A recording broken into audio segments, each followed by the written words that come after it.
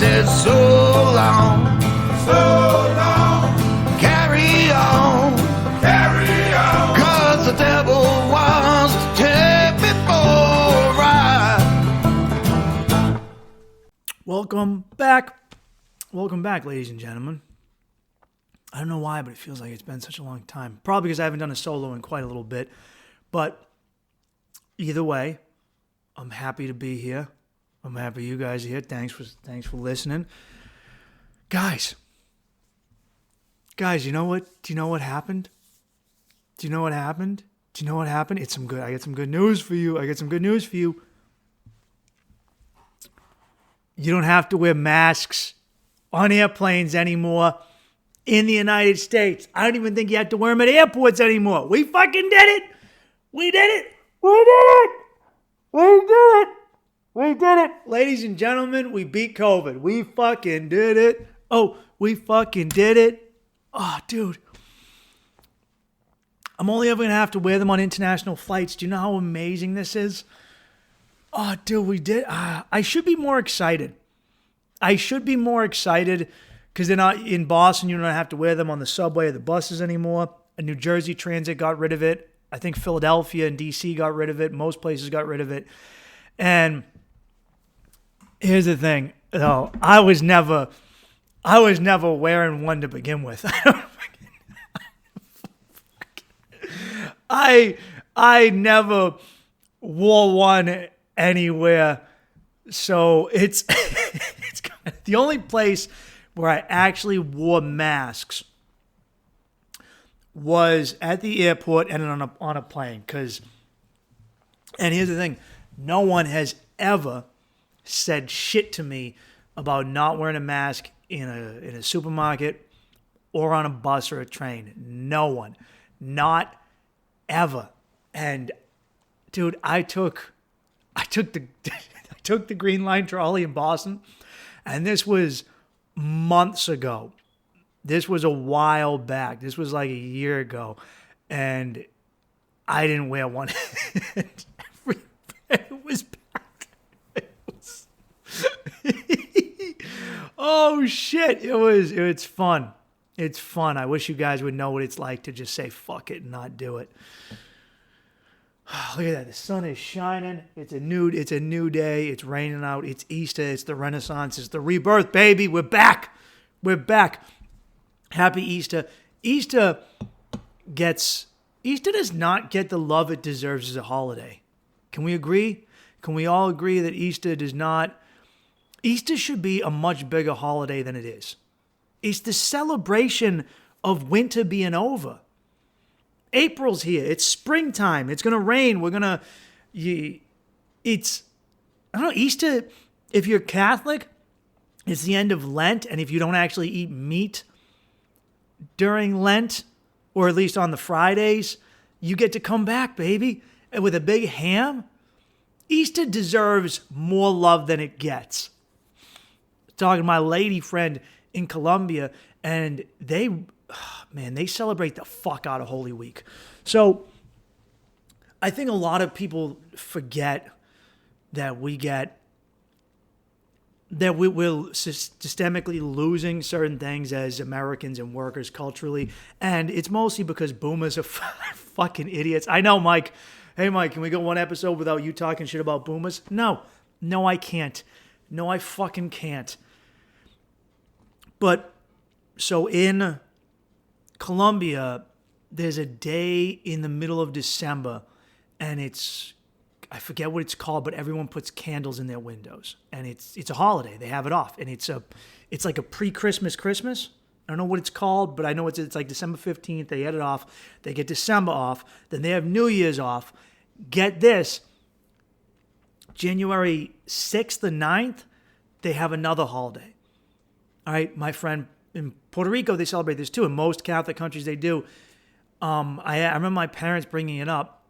I think it's called King's Day in some places, but they also give presents out on this day. And they also give presents out on like the little day before Christmas, which in Germany, because I dated a girl's mom was German, they call St. Nicholas Day, which is just Santa's Day, as if Santa did. And anyway, the day in January is called, it's the day to commemorate when the three wise men, was three kings, but three wise men came to Jesus with presents, frankincense, myrrh, and then that stuck-up prick who brought gold. And anyway, and I asked my boomer aunts and uncles were like, oh yeah, that was called, yeah, we used to do that. And I go, why don't you still do it? Why did that generation just give away everything?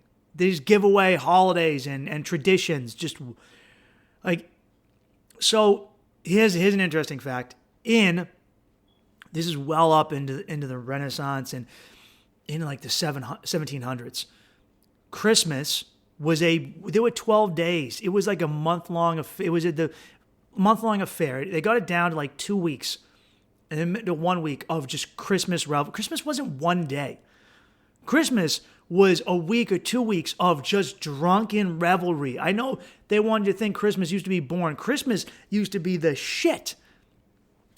During Christmas in England and other parts of Europe, people they would still keep their old pagan festivals, and they'd get out their Yule logs, and they would have giant bonfires, and they would drink and feast for weeks at a time until Christmas came. And then the Puritans in England came around, angry pricks that they were, hated Christmas, tried to abolish Christmas and Easter because they said it was too pagan, and they tried to ban it. And they actually tried to, Puritans, the guys who started Massachusetts, tried to ban Christmas. They tried to, and they really went out of their way to try and ban the Christmas week, which they eventually did.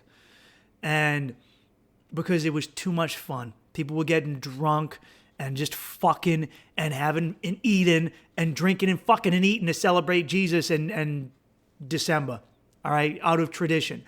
The reality is that a lot of our pagan European traditions didn't end when Europeans and white people converted to Christianity. They didn't. They converted to Christianity, and then they just kept all that stuff. That didn't really go away until the Industrial Revolution, all right, and more puritanical type faiths of Christianity evolved. That's when that really started to dip away, is like the chipping away. Because when you want people working in a factory, you don't give them a week off. But they could take a week off because up until that point, they were all farmers. And they farmed for themselves. I maintain, and I don't care if you don't fucking agree with this, but I'm right and you're wrong, that life was better pre-industrial revolution. I know. I'm an asshole. I know what you're thinking. Fuck you, we didn't have modern medicine. I honestly think that we've just been taught that life before that was horrible when it wasn't. You lived in a little town. You got married, you had a family, and you lived with your extended family in your village, and you were happy, and you loved one another, and you would farm. And then you would give your excess food to, your lord, and he'd make sure that you didn't get raped and pillaged. But you lived your way. It's funny, I'm learning about the French Revolution, and there were parts of France, like the Vendée in Western France, where when they had the revolution in Paris, they go, we're cool. We like our lords. We're not, and I'm not, I imagine it depends on your lords. You get some pretty shitty lords, man. Like if you get a lord who goes, I'm gonna fuck your wife and your daughter, you go, shit, I don't kind of like this whole nobility thing. But if your lord is cool and he throws a party and he goes, hey, all my peasants, come hang out for the fucking Yule time, and I'm gonna bring wenches. There's gonna be beer and mead and bitches. And you guys like big titty wenches? You like big titty wenches? Come on down, baby, because I got a lot of them. And guess what?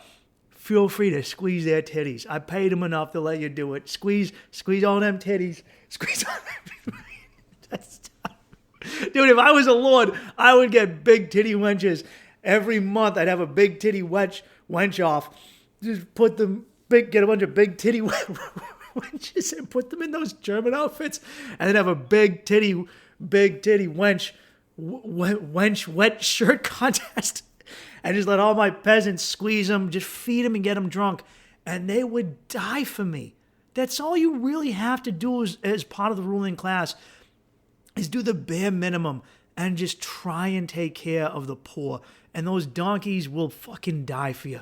Really.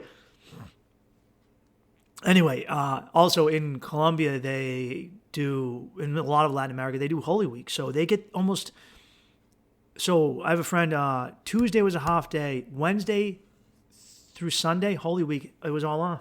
And if you go to a club or whatever, they just serve wine because Jesus made wine. So they don't even serve beer or liquor. But you just get to chill with your family, have a Holy Week.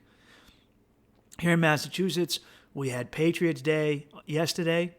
All right, so we had Easter, Good Friday, which we don't get off, but Easter Sunday, and then Monday was I got asked to work this job, and people were like, "Hey, you didn't work," and I go, "Yeah, I don't work on big holidays unless I'm getting serious overtime." And you know what the overtime was?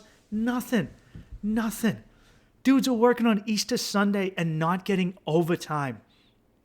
I mean 1.5. Get the fuck out of here. Suck my dick. Anyway, speaking of billionaires who take care of their people, how about that Elon Musk, ladies and gentlemen? I don't know what to feel about Elon. I don't know how you guys feel about Elon. I have a lot of friends who like him. I am on the fence about Elon. I don't trust him. I'm neutral. I don't know what he's doing. I think Elon just says conservative or right-wing things because no other person is who's in the ruling elite. None of them are doing it. They're all just, carrying the old, they're all saying everything the news says because obviously they want to say that to fuck us. And Elon comes along and starts occasionally saying, "Hey, stand up for Joe Rogan." Elon gets it. Elon is like Julius Caesar. All right, he understands that he's going to get the common man on his side before he declares himself emperor. That's why Elon is like, look, I'm going to get them on my side, and then I'm going to declare myself emperor, and if they rebel, I'll have all my fucking AI robots kill them. That's what Elon is up to. I'm telling you, dude. It's what Elon's doing. Elon is... Anyway, Elon bought a shit ton of Twitter stock. About 8 to 9, maybe it was 11%. And he became the biggest shareholder of Twitter stock. And then he offered $53 billion to buy Twitter. And I need to not be on Twitter because Twitter sucks. I hate Twitter. My comedy doesn't translate, and it's Twitter. I think people think of Twitter as a centrist place, but in reality, Twitter is just the left-wing version of Gab, right? If you go on Gab, it's a right-wing place, right? There you see, and the only time you really see leftists there is to troll, and it's the same thing with Twitter. I actually went on Twitter today after the mask mandate, and I'm ashamed to say this. I'm ashamed. Just to look at people getting angry. And I was like, what are you doing, Mike, you fucking loser? Because that's a loser thing to do, and I did it. And the reality was I was anxious about some shit, and I went on Twitter, and I go, I'm just going to watch these guys lose their minds because we won. But reality is it didn't make me feel any better. It just made me feel worse because I saw all those people who were losing their shit, and I go, people are still in COVID. Like, we're done, dude. We're done with Russia. Will Smith, as much as I hate you for what you did to Chris Rock, Will Smith ended it. He ended COVID. He ended the fucking Ukraine shit all over the news. Look, is there still a war in Ukraine? Yeah. Progressive neighborhoods in Boston covering everything they can with, well, not just progressive, neocons. Neoliberals and neocons are both putting Ukrainian flags on everything. But it's not dominating the news after Will Smith. Will, I salute you, sir. I salute you, Mr. Smith. I'm going to give it to him, man. Really changed the pace. And I went on Twitter, and I immediately got angry, and it's my fault. And I'm going to tell you guys something. If you're ever on social media and see something that pisses you off, remind yourself that it's your fault. Whenever I go on social media and I get pissed off, I go, hey, Mike, who's the dickhead who went on social media? And I go, I'm the dickhead who went on social media. And I go, yeah, you are. Yeah, you are. All right, I've been doing well on TikTok, and I'm starting to understand the algorithms, and they're not, like, they're toxic, but I understand them. And my issue is that because of that, I'm on social media more. And it is so fucking addicting. It's so grotesquely addicting. And I hate that I fall for it. I feel gross inside for falling for it. I honestly do. I'm embarrassed and ashamed when I do. I feel really gross about it. When I'm on TikTok or Instagram Reels, and I just go, what am I doing? And there are times when I'm swiping, to be completely honest with you, where I can feel a part of me being like, get off, get away from it, the way I would when I was trying to get sober. And there's a part of me that just goes, a little more, just one more. Like when you're drinking and you go, I should call it night. Your brain goes, just one more. And your other part of your brain is like, no, you're a fucking loser alcoholic and you already pissed your pants. And your brain goes, just one more. Well, I already pissed my pants. What's one more? And what I do is I tell myself, you put yourself on here. You could have sat in this room and stared at a fucking wall and been content. You could have watched TV. You could have read a book. You could have taken a walk. You could have done the work you were supposed to do. You could have worked out. But instead, you chose to go on social media and put yourself in a position to get pissed off. Well, this is your fault, Mike. And I do it. And I went on Twitter today just to be a dickhead instead of just going, hey, look at that. Because I was like, I should be more excited. I don't get as excited as I want to from things that I view as like good. And I get more frustrated from things I view as bad. And I got to find a way to fix that. Anyway, what I will say was fun. All right, is that when Elon was offering to buy Twitter, all these people said, I'm going to leave Twitter. There was this huge, I'll leave Twitter. And it's like, no, you won't. No, you won't. You are clinically fucking addicted to this. And here's the thing that people are afraid about Elon buying Twitter. And even though I feel weird about Elon, I do think him buying Twitter would be a good thing because my interpretation is that he would completely open it up. He'd bring back Trump and Alex Jones, and Twitter would be a fun place again. And it would, more people would come back to it. It would make more money. And a lot of people are bothered by that. They're really bothered by just someone having an opinion. They really don't like when they're not in control. And here's the thing, those people who are going, I'm going to leave Twitter, they won't. Because number one, they're brutally addicted to it. And number two, they love having the other side. Just as I said, they love, like when all these people got banned from Twitter, do you know what happened on Twitter? Whenever a new site would pop up, like Parlay, they would then go and take screenshots of Parlay and of, hey, look at what someone said over here, and then complain about it on Twitter. They would go and find the website of the things people are saying that they're not supposed to like, and then picture it and bring it back. And I go, if Trump comes back, you will literally come in your fucking pants. You love having things to be angry about. You love it. You love it. There's a certain type of people who, if everything went good in their lives, who even when their side is winning, they can't just be like, yeah, we're winning. They have to view themselves as losing. Even though they're winning. You motherfuckers ain't going nowhere. Okay? Anyway, a giant, I think it was called Vanguard Group. People who have stock in Pfizer. I think they're a hedge fund company. I could be wrong. They're a financial company, so I don't think highly of them. Anyway, watching people root, supposed progressives root for this company, dude, it's just, come on, man. And even the thing with Musk, a lot of people hate Musk, and I don't think they know why. Like, if you just said, hey, look, I don't like Musk because he's a billionaire, and I don't like billionaires having that much of a say in our system, totally on board. But a lot of these people dislike Musk, but like Bill Gates. I keep thinking, why? Why do you feel that way?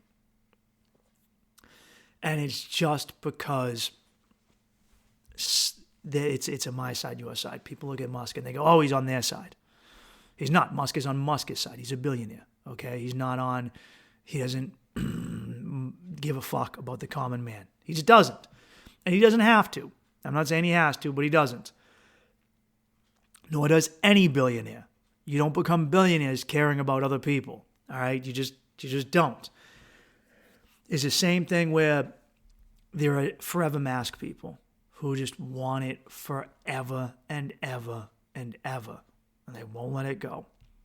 Because even though it doesn't make sense, it's been disproven, the other side doesn't want masks. So therefore, there's a type of person on both sides who has to, right? There are people who, if tomorrow it came out that Trump was like, hey, if you elect me president, I will forgive student loans and I will make universal health care.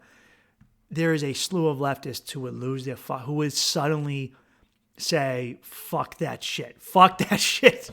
We ain't doing that shit. Anyway, speaking of masks on subways, shitty thing happened. A shooting on a New York subway line, which I'm very happy that no one was killed. You know, it's bad enough that people got shot up, but it does suck that they were that even happened anyway.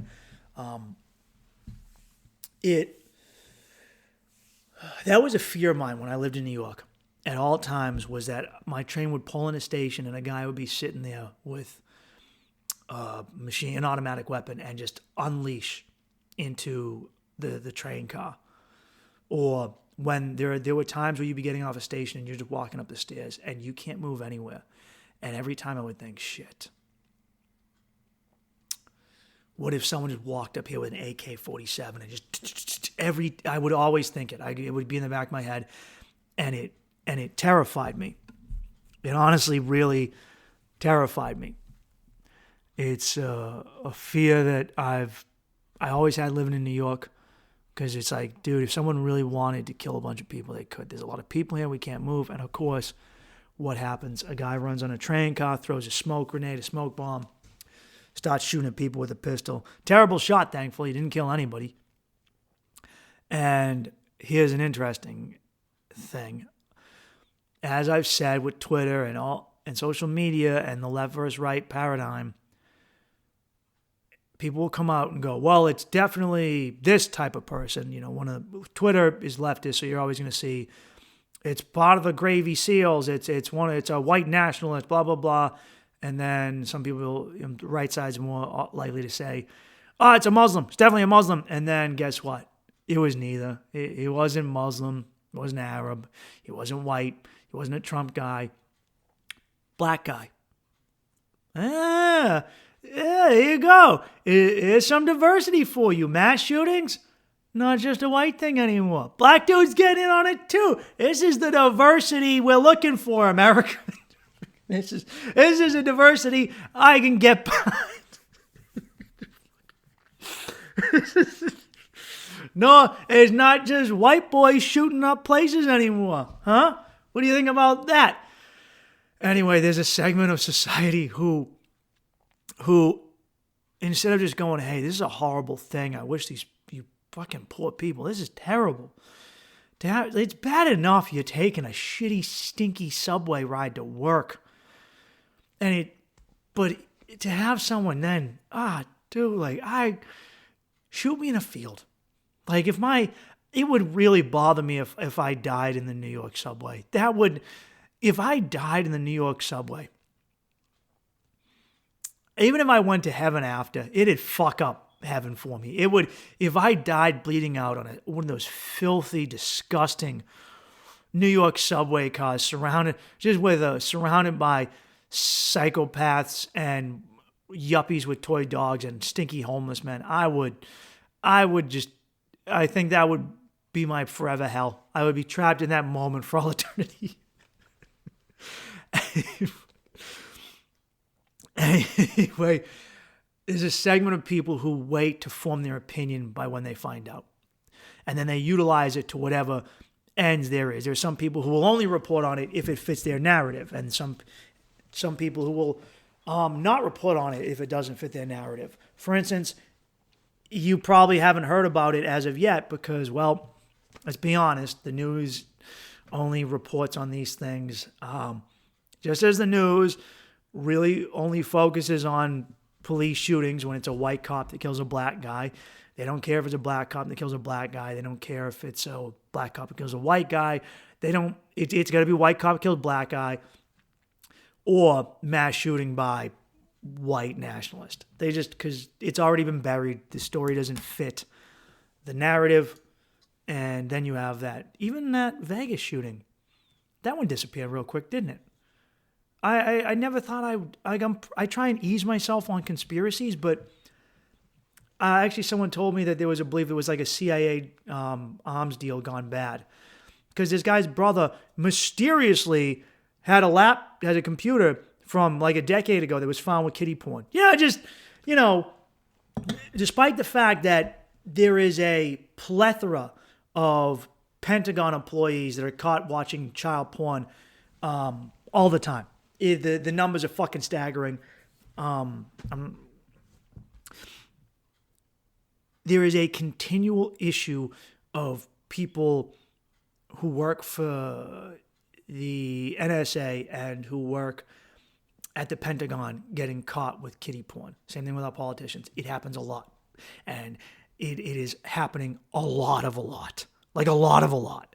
And it just so happens that a lot of them, it's a big deal for them to actually be caught and prosecuted. Meanwhile, this guy's brother got, and then we never heard the story again.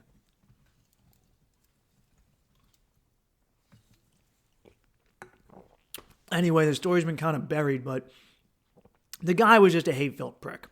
He just was. He, loner, didn't get no pussy. That's as usual.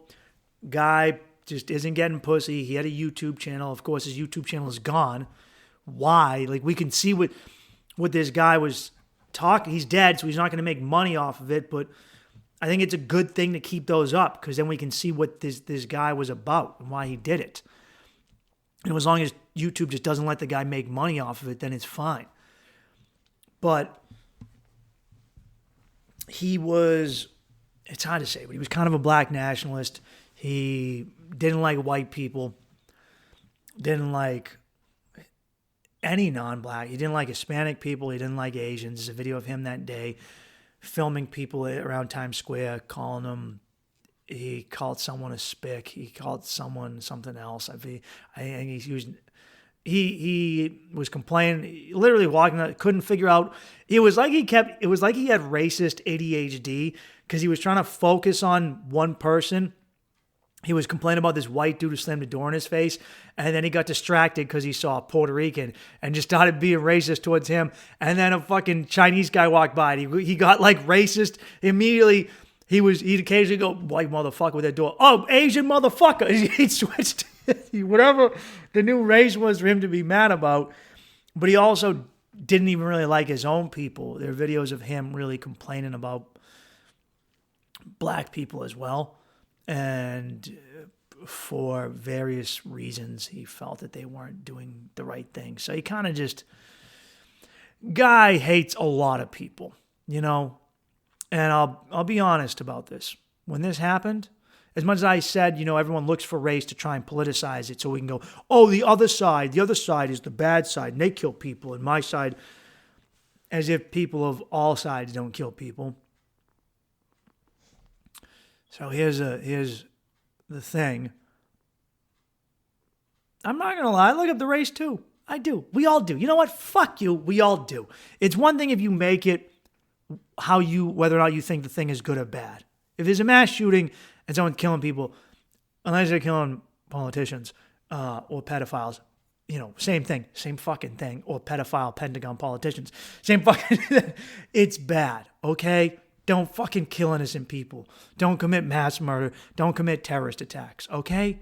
Let's not do that. Anyway, interesting enough, the guy got caught the next day in the Lower East Side just walking around. I don't know. Maybe just, who knows if he thought he left a credit card at the scene. I don't know. There were some cameras that weren't working. Does it look fishy? Possibly, but also, who knows? I don't think the guy was a good planner. I think he just finally mentally broke under his own anger and hatred. That's all I can imagine. Anyway, we all do look at race. We do. Don't we just be honest about it? We've all done it. And like as a white guy, I go, I don't want it to be another white dude. I just don't. I don't want to fucking. I don't need another mass. I don't need another mass shooter to be white. Okay, it's just we've got enough of them where it's already a stereotype. It's nice that other people are doing it for a change, right? Let's be honest. It's just white dudes don't need a worse rap about mass shootings. We already have a bad one. All right. So let's just, all right. And I'm sure if you were black, you'd be like, shit. Cause like black people have a pretty good like streak when it comes to not like a lack of streak when it comes to mass shootings and serial killers. Those are kind of white guy things. Let's do white guy things. I remember like those two guys in DC that were shooting people, the DC sniper. They were black, and black people were like, shit. Now you're in the mix.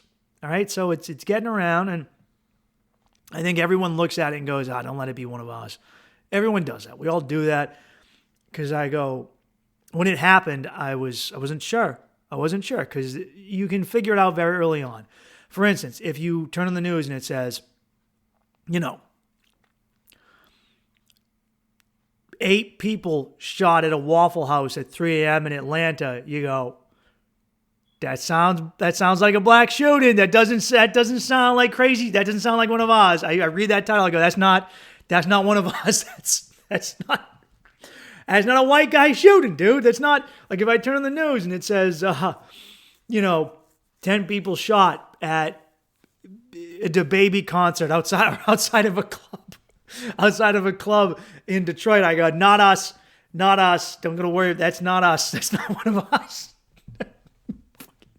And I know, because white guys have our MO. If it's a white guy shooter, it's gonna be. If I turn on the news and it said mass shooting at school, I'm gonna go, yeah, it's a white one. That's probably, if 12 people shot at a school, I'm going to go, 30 people killed in a movie theater.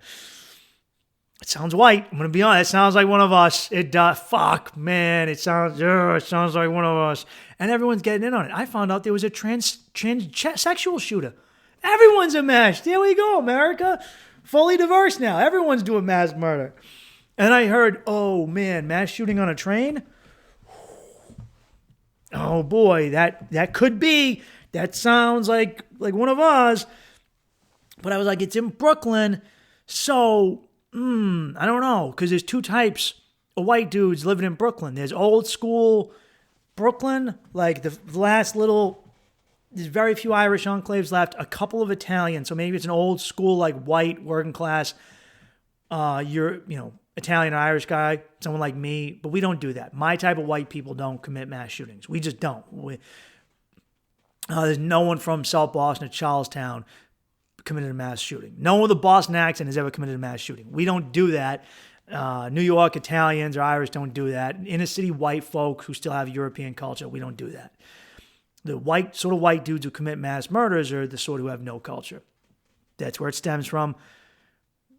It's why a lot of black dudes don't do it either, because they have culture. A lot of immigrants don't do it. It's people who are afraid of, who really just like, I don't have an identity. And so Muslims who run through the same problem, they just become radical Muslims. If you're a white dude, you go, well, man, there isn't this radical Islam thing for me. What do I do? You just go, I guess I'm gonna shoot up a place by myself. Maybe I'll join like a militia, but then you start getting a group cult dynamic, and you go, well, I don't even need to kill people because now I got friends. I got militia friends. Most of the people who commit like Islamic terrorist acts, truth is they weren't part of a group. They had just picked up a Quran like 5 days ago, and they just needed something to direct their anger. They weren't. It's not like they were a part of a group. So most mass murderers are fucking loners. Anyway, I saw this and I go, well, it's not going to be one of us. It's not going to be some Guido guy. We don't do that. Only like white dudes from the suburbs commit mass murder. So it could be like a white hipster, but they usually don't own. They're not going to own a gun in New York. That's not their MO.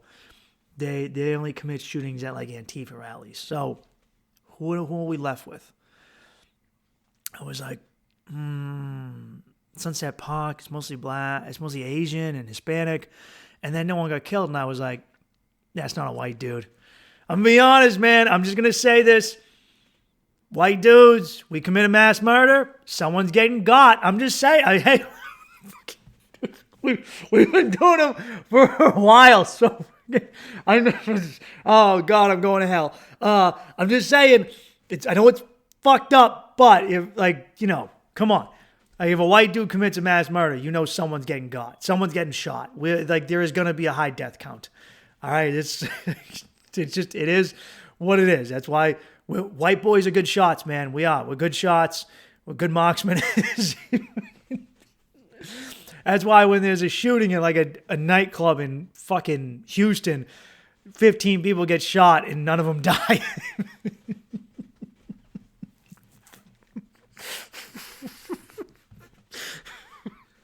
So, and then the guy was black, and I went, oh, man, I'm going to be honest, that's relieving. Because if it was a white dude, it would be all over the news. You just never hear the end about white dudes with guns are fucking killing everyone. So it's nice, and I get it. I get if you're a black dude and you hear that there was a mugging on the news or there was some sort of robbery, you go, don't let it be one of us. And then it's a white guy, you go, oh, shit. All right, and I'm going to, we all do it. Everyone does it. I think if there's, or same thing, if you're a Muslim or Arab and you hear, oh man, there was a bomb blew up outside of a building today in Nashville, you go,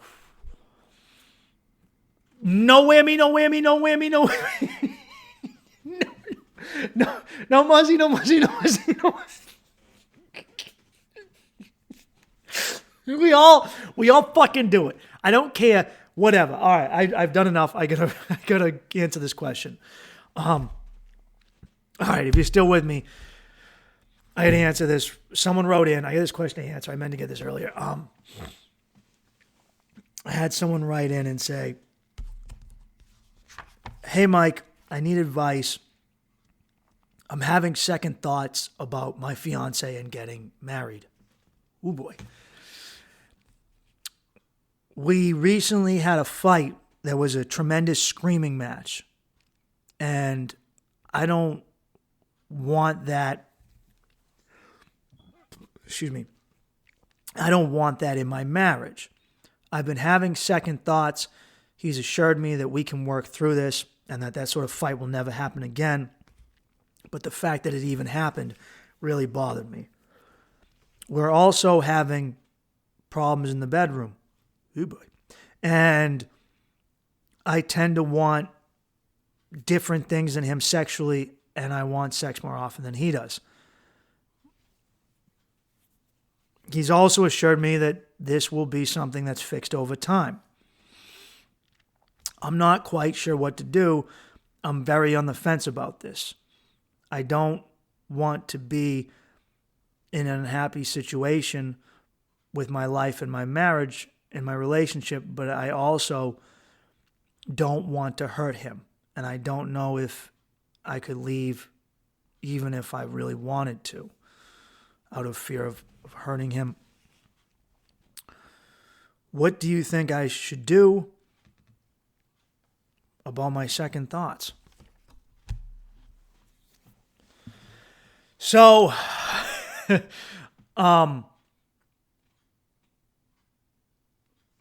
I think you should leave. I'm going to cut to the chase. I think it's okay for people to have second thoughts about marriage. It's normal. You're about to. Who knows? I haven't been married, but when you sign up for life with someone, it's a big fucking deal, and it's normal to be like, oh, what am I Okay, I have friends that are having kids, and they're like, one of my friends said, I'm nervous. And I go, that's okay, dude. I go, you're going to be a good day. He goes, I know I'm going to be good, but I go, you should be nervous. This is a big deal. You're having a kid. You know, it's a big you're bringing a life into the world. You're getting married. It's okay to be nervous about this stuff.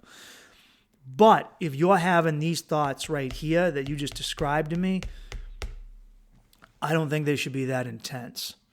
I'll say this many times in this podcast. If you are not sexually compatible with someone, it's going to fuck up your marriage. It just is.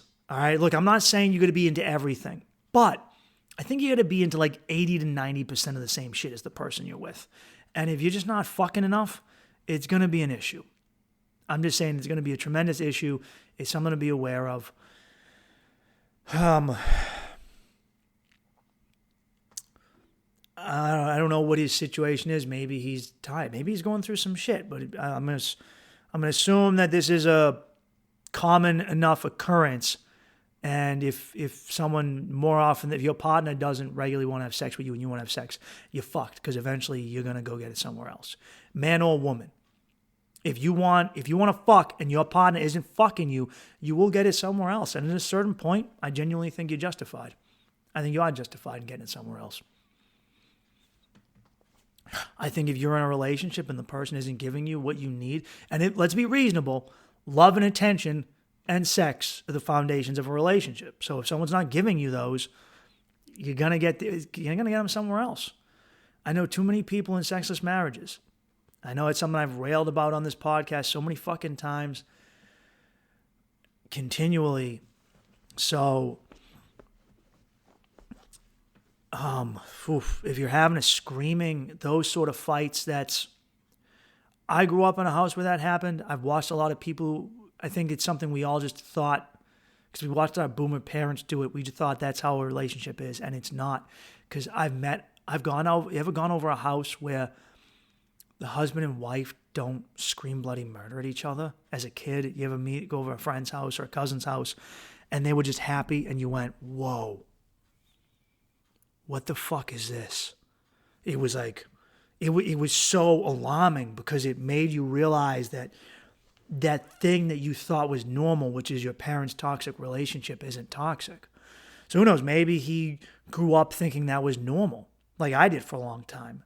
And then he thinks that it's going to be normal for you guys to do that. I don't know. I'm always, if you're about to get married and someone says we'll work through it, I think that's some shit that should have been worked through before you got engaged. I think that it's kind of like if you're engaged to someone, you're basically you're at the point of, it's like the house is supposed to be done, and you guys were carpenters working on a house, and someone's about to come over, and then someone goes, hey, we didn't build one of the walls. And you go, what the fuck? I go, it's one thing for us to still have to put some faucets in, but we didn't build one of the house walls? How is that possible? That's some foundational shit that should have been worked out before engagement. I think if you're at this point and you're still having it, and clearly you're having second thoughts enough that you asked me. And here's something very important. If you're at that point where you're having these second thoughts, to the way you are at this point in your relationship, it's basically your brain saying, hey, I want out. And you're holding on, because I've been through this. You're holding out because you don't want to be a bad guy. I stayed in a relationship for so much longer because I wanted to leave, but I didn't want to be the bad guy. Because I didn't want to put myself first and be happy. I was afraid of hurting the other person. It's amazing here's something you got to remember. When you're in a relationship that you're not happy with, and you tell yourself, I don't want to break up and hurt the person, you're not being the bigger person, because the reality is that you're going to hurt them more by continuing a relationship that is painful. The continued pain of, it's like I don't know how to explain it, man. It's like a splinter you left in, or a pimple you refuse to pop, or a scar you won't let heal. You keep picking at it. Just get rid of it now.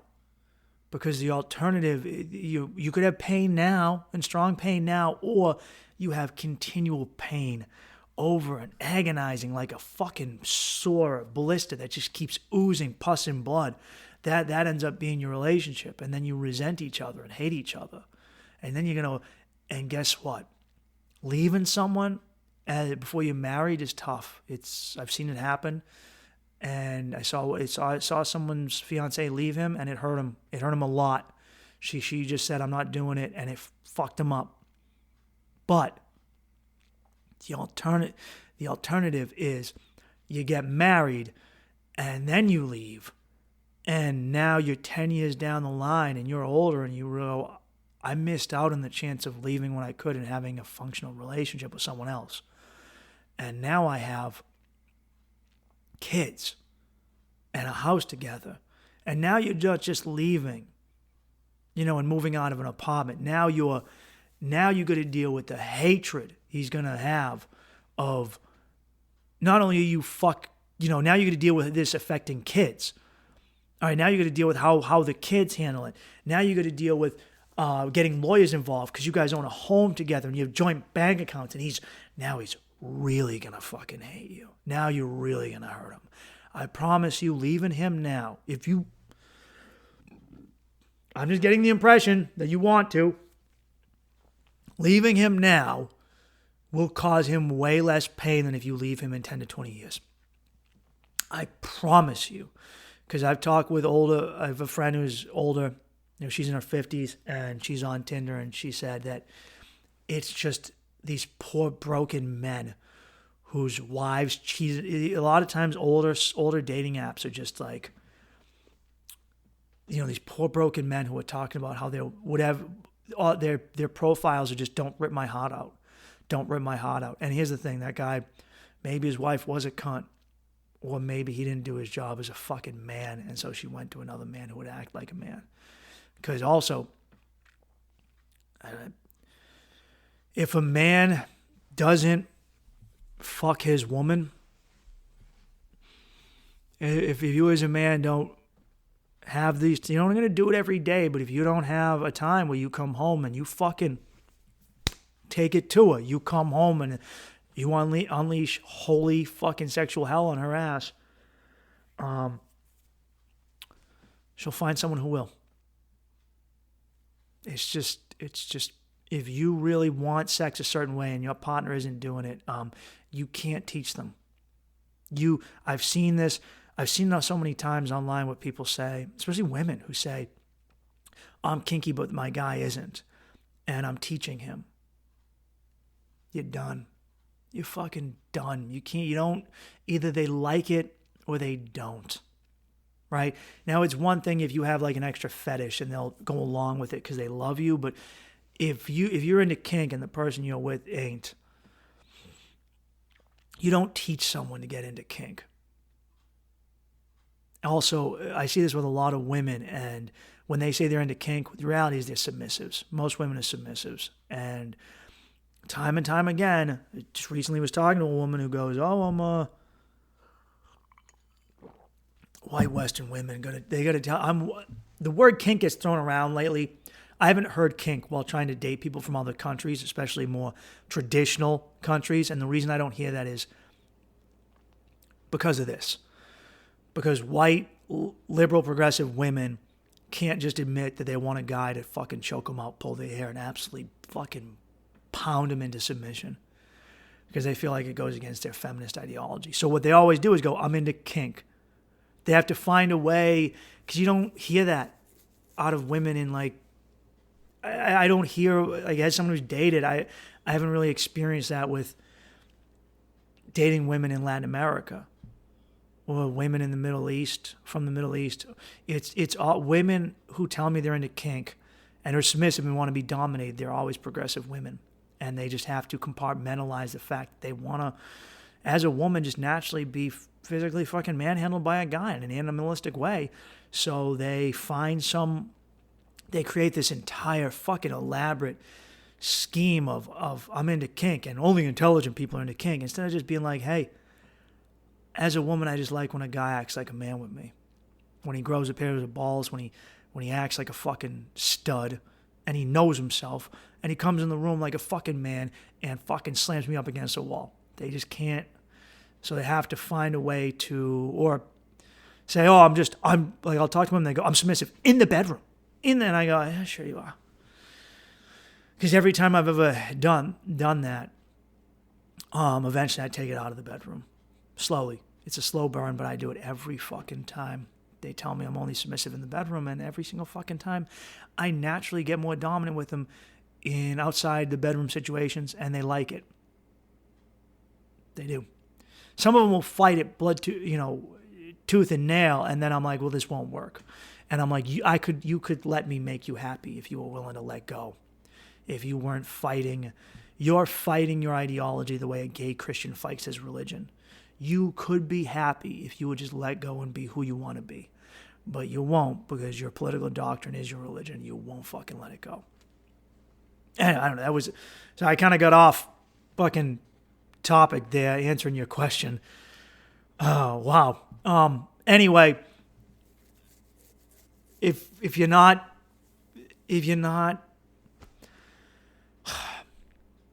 if you guys aren't into the same stuff sexually, you got to be at least mostly into the same stuff. A marriage won't work if you're already not fucking. No sex will ruin a marriage, and if you're already there, you're done. And if you're already having that kind of a screaming match, I don't know. I personally wouldn't settle for that shit. I've been in those when I was in toxic relationships, and I thought it was normal because I was mimicking what I grew up with.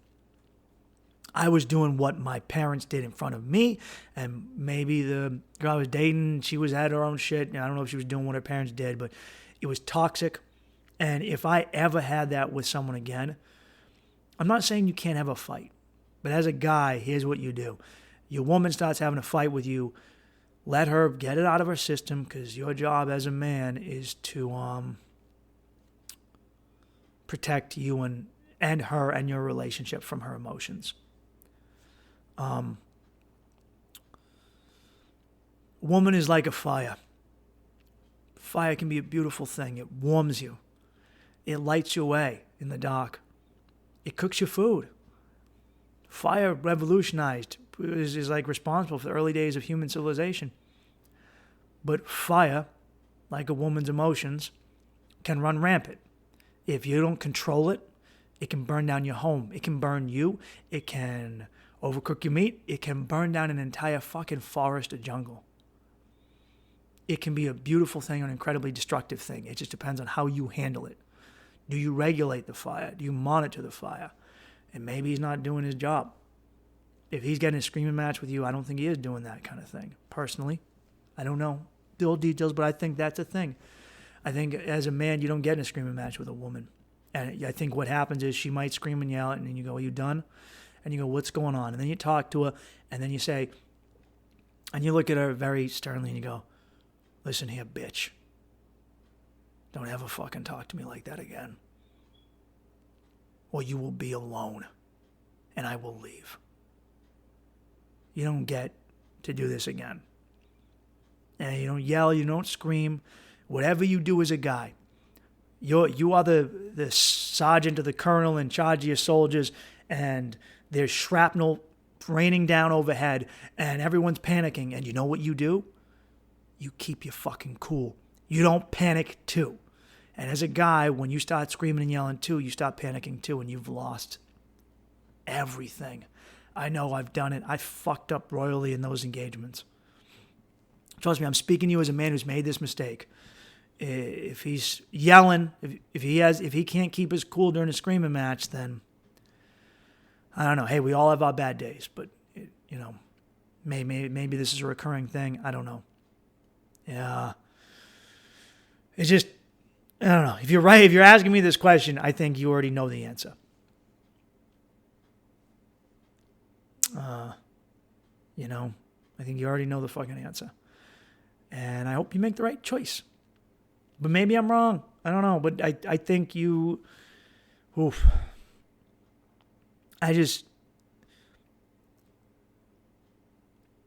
When you marry someone, it should feel right. And I say this as a guy who isn't married because I've had the opportunity to get married. I had someone ask me, she said, I want to get married with you. And I said no. And the reason I said no is because it didn't fucking feel right. Because we were fighting like that. And she wanted, she wanted a fucking open relationship. And I said no. You want marry someone who swings. That's fine. But I don't fucking do that. I'm not cool with you getting smashed by other fucking dudes. So it ain't happening. Just, and whatever. If that's what you like, that's what you like. I know swingers. Hey, it ain't for me. But if it's for you, it's for you. But if you try and get someone to do something that they're not okay with sexually, if you try and, I don't know, whatever, you can be a guy or a woman and you want them to do something like, I don't know, like you fuck other people and it's a hard line. If you keep pushing it, you might break them. And they might let you do it, and then they hate you for it. And they really resent you and lose any respect for you. Also, what I've come to realize is usually when a woman starts asking for an open relationship, she's already fucking other people.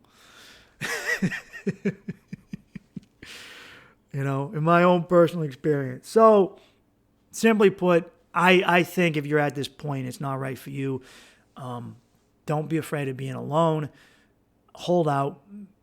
I know that's scary. At a certain age in our lives, I'm talking to you as a guy who's 35, you start getting worried. Your age plays a huge factor and you start getting scared.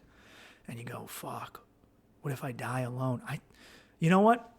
I was opening, I meant to say this earlier, I was opening for this guy named Paul Verzi. Hilarious comedian, opened for Bill Burr for years, from New York City. Verzi, I've worked with him several times, and it's a pleasure because every time I see Verzi, he gets funnier. Every fucking time I see Verzi, he gets funnier. And it's a very amazing to see. So some comics just don't get funnier. And, dude, I was opening for this guy this weekend. Oh, fuck, I meant to tell this story. And, all right, I'm not trying to throw anyone under the bus, but this guy is known for not having changed his act in decades. And I like this guy. I do. He's a good joke writer. Anyway, it's a shitty show. We're doing it for 12 people in a movie theater. First comic goes up. This isn't really her forte, so she does her thing. I get up. I sit down in the chair for the first time ever, and I just talked with him. Slow, just like I'm doing to you right now, except it was a comedy show, and I was doing jokes, but also talking to him, and it was fucking amazing. I thought I was going to fight to get off stage. He was like in the wing, and I go, oh shit, I've gone over my time. Did like 27 minutes to these people. Jesus Christ, I better get off the fuck off stage. And as I'm getting my stuff, I'm getting ready to leave, I hear him doing a joke, and he says, he's doing a joke about a casino in Connecticut called Foxwoods. And Foxwoods had a campaign where they had a song in a commercial. This came out in 1999. Okay? And it went on for several years, but it came out in 1999, and there was a commercial. And this guy would sing in the commercial for this, and he'd go, Papa Cook, fingers snapping. There you go. Papa Cook, fingers snapping. Get your dick sucked, now we're fracking. I don't know. Spin the wheel, round and round she goes. Life is good, life is sweet. Grab yourself a front row seat and let's live. It's something and have a ball and let's live for the wonder of it all. Meet me at Foxwoods, duh. And everyone in New England tri-state area knew this fucking song. And as I'm leaving, this song hasn't been on TV for since it's been a long, dude, honestly, it might be just under 20 years since it's been on TV. And I hear him he sings that song. He sings a spoof of that song. And I went, I forgot that song existed. Holy shit. I went, oh my fucking, there have been times where I kept a joke too long. And when I say too long, I have a joke about masks that officially I have to retire, but I liked because it was a good joke. But no one's wearing masks anymore. So I got to let it go. I don't want to be that dude who's like, do you remember when we wore masks? No. Okay. I'm like a couple months too far back. Just too. Anyway, Verzi, every time I see him, amazing. He's better, funnier than he was before. Puts in serious work. And we were hanging out smoking cigars. He looked at me and another comic was with him. And he goes, how old are you, Mike? And I go, I'm 35. He looked at the other comic, how old are you? And he goes, I'm 36. And he said, you're not too old. And we go, what? He goes, I know what's going on with you guys right now. And we didn't say anything. He goes, you're really afraid. He goes, because you're at that age where you're like, maybe you're like, dude, would I waste my life? What the fuck am I doing? Am I going to throw it all holy? And he said, dude, Burr didn't pop till he was like late 30s. He goes, so many comedians don't pop till their early 40s or late 30s. He goes, dude, you don't know. You could have a web series that takes off when you're 37 or 38, and you just quit when you're 35. Might be right around the corner. And, here's something, Bill Burr, one of the best. If you look at the old Patrice O'Neill roast at the Boston Comedy Club, I think it's on YouTube. The jokes about Burr are about his act, and Burr is in his mid-30s now. They're joking about his act. The jokes are about how they don't think his act and his jokes are that funny. So this is a guy who didn't fully find himself till his late fucking 30s. And, and I took that in mind with what Verzi said. And Verzi was like, look, hang in there. He goes, dude, it takes fucking time. And in this day and age, everyone thinks they're going to get something. And the reason I bring this up is maybe, and this is more for guys, because as women, you have a clock. So women, get your fun out of your system by fucking 25, and then start settling down by 30. All right, whatever. Don't like it. It is what it is. It's not sexist. It is the way the universe works, and you need to make peace with it. And fellas, we have more time. We just fucking do, which we need more time. We're the providers and leaders of our families. It takes time to become that. It takes longer to be a fucking general than it does to be a sergeant. And you're supposed to be the general. Your wife is your fucking sergeant. Fucking deal with it. I don't care if you don't like it. Whatever. If you listen to this podcast, you know the deal by now. Anyway, it might take you that long to find the woman you really love. And I think it's better to wait to have the life that you really want, both career-wise and woman-wise. And even for you, lady who wrote in, if this is your if you're like, hey, I could be miserable and have kids, who knows? I don't know. Maybe if you broke up with this guy, you'd find the man of your dreams in 2 months or 2 years. Maybe you don't get as many kids. You get 1 or 2 by the time you're 40. Anyway, you asked me, and the answer is no. Do what feels right. If your gut is, always listen to your gut. If your instinct says do something, fucking do it. If your instinct says, I don't like this person, that's fine, don't like him. If your instinct says, I don't want to be in this marriage, don't do it. I don't want to be in this relationship anymore, don't do it. I don't want to do this job anymore, don't fucking do it. Listen to your gut. And if your gut tells you to do something that other people aren't doing, do it. All right? Don't fight. The voice inside you knows. We shouldn't be fighting it. Your soul will tell you what you need to do, but you got to listen to it. Stop ignoring this thing inside you for the multitude and myriad of voices that are put in your head by corporate America that tell you that, or, society that tell you that you need to do this. Because you're going to hear all these voices that are like, well, you need to do this with your life to have happy. You need to buy this much consumerist bullshit, and you need to blah, blah, blah. You need to live this kind of lifestyle to be happy.